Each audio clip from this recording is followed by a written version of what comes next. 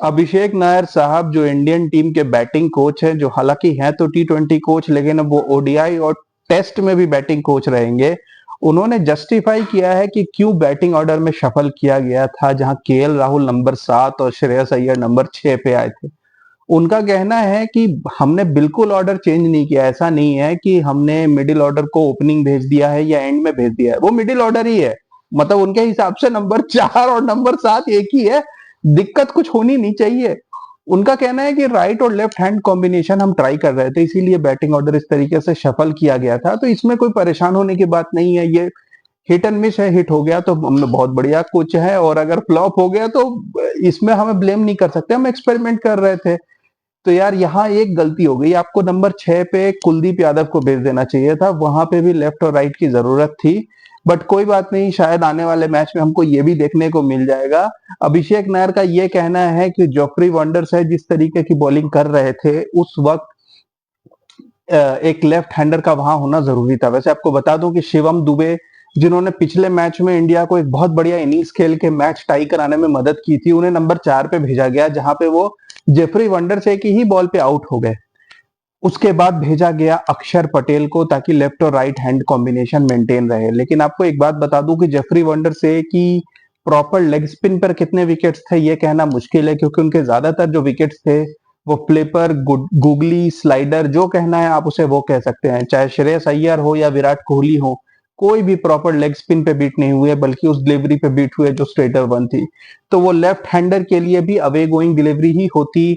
और ये जस्टिफाई करना बहुत मुश्किल है कि यहाँ पर क्या केएल राहुल जैसे बैट्समैन को नंबर 7 पे भेजना सही था या नहीं था।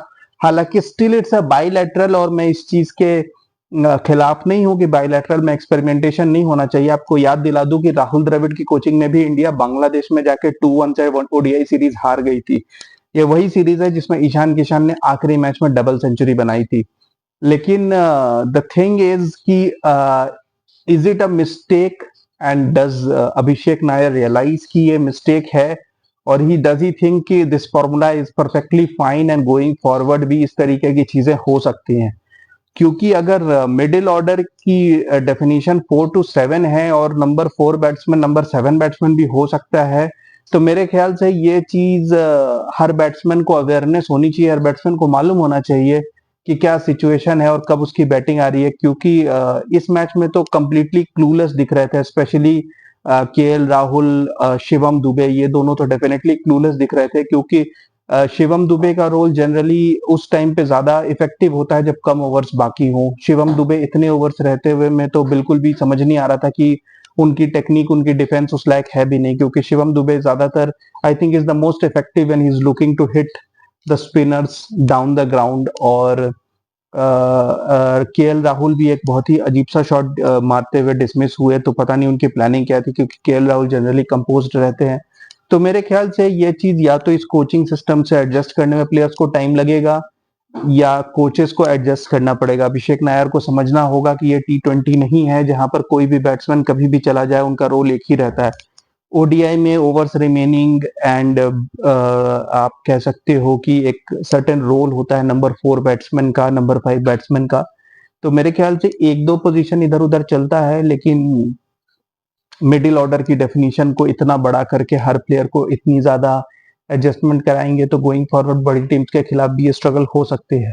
ऑफ कोर्स ये पिचेस कंड्यूसिव नहीं है चेजिंग के लिए, लेकिन इस तरीके की भी सिचुएशंस नहीं होनी चाहिए जहां श्रीलंका जैसी टीम, और उनमें भी श्रीलंका के कुछ मेजर बॉलर्स नहीं है, स्पेशली महेश पथिराना, जो कि एक काफी लीथल यॉर्कर्स फेंकते हैं और एक अच्छे फास्ट बॉलर हो।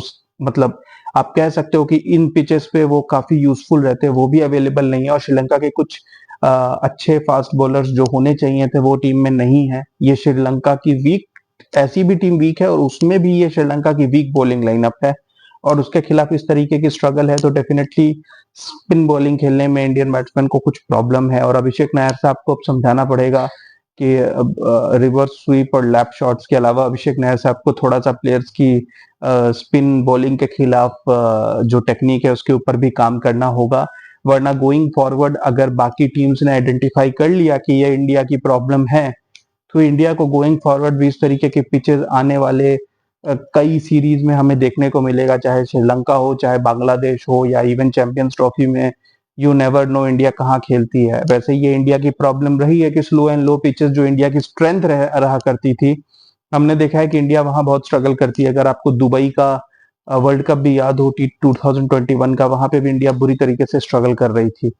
तो अब देखना पड़ेगा कि इस ये जो एक इशू है इंडियन बैटिंग ऑर्डर में नजर आ रहा है कि स्लो एंड लो पिचेस पे वो स्पिनर्स के खिलाफ स्ट्रगल कर रहे हैं, उसको कैसे सॉर्ट आउट करती है इंडियन बैटिंग। और आई एम नॉट श्योर कि बैटिंग ऑर्डर में चेंज करना is the solution. I think इसके ऊपर कुछ टेक्निकली काम करना ज्यादा जरूरी है। तो अभिषेक नायर साहब के ऊपर ये एक बहुत बड़ी जिम्मेदारी है। अब देखते हैं कि इंडिया तीसरे ओडीआई में जीत के कमबैक करती है या ये सीरीज 2-0 से हार जाती है।